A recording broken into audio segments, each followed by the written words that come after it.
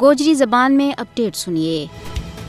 13 جولائی 1931 وہ تیڑو ہے جد 22 معصوم کشمیریاں ڈوگرا فوجیاں نے سینٹرل جیل سری نگر کے سامنے گولی مار کے خون ماں نوال چھوڑے۔ 13 جولائی 1931 کا شہیدہ نے ڈوگرا شاہی کی شخصی حکمرانی اور ظلم و جبر کے خلاف اپنا گرم گرم لہو ناڑ اہل کشمیر کی مزاحمت کو ایک نو باب لکھے ہو۔ 13 جولائی 1931 کشمیری عوام کی ہندو ظالم ڈوگرا حکمران کے خلاف جد و جہد کو ایک اہم سنگ میل ہے۔ 13 جولائی 1931 کا شہیدان کی بہادری اور قربانی مقبوضہ ریاست جموں کشمیر کی تاریخ کو ایک سنہری باب ہے جس نہ کسی بھی صورت میں بھلایا نہیں جا سکتا۔ 13 جولائی 1931 کا شہیدان کی قربانیاں نہ یاد رکھنا اور انہوں نے خراج عقیدت کا پھول نشاور کرنے واسطے مقبوضہ ریاست جموں کشمیر میں آج مکمل ہڑتال ہے۔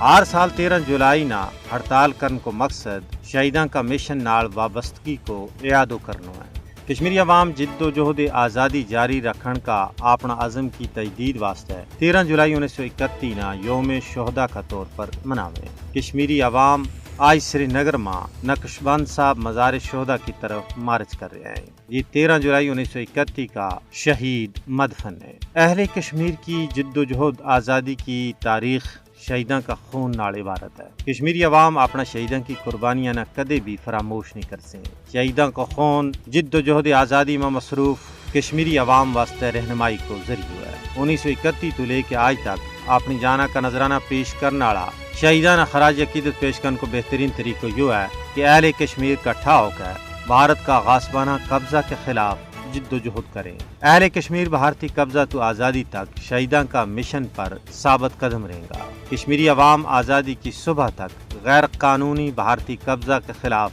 اپنی جد و جہد جاری و ساری رکھیں گے۔